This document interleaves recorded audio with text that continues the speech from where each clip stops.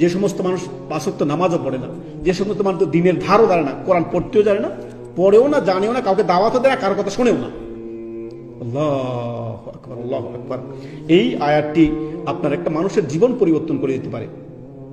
আবারও লিসন হচ্ছে, আপনার আমার কাজ হচ্ছে, আপনার আল্লাহ রাব্বুল আলামিন বলেছেন ফাযাক্কির ফাইন্না যিকরা তানফাউল মুমিনিন, তোমরা মুমিনদেরকে, মুসলিমদেরকে স্মরণ করিয়ে দাও। এটা আল্লাহর কথা, এটা রাসূলের কথা সাল্লাল্লাহু আলাইহি সাল্লাম।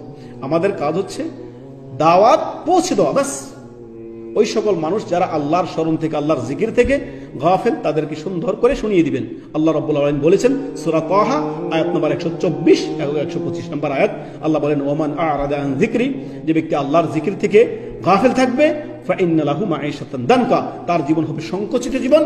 ও নাহশুরুহু ইয়াউমাল কিয়ামাতি আ'মা, সে অন্ধ হয়ে আল্লাহর কাছে উপস্থিত হবে।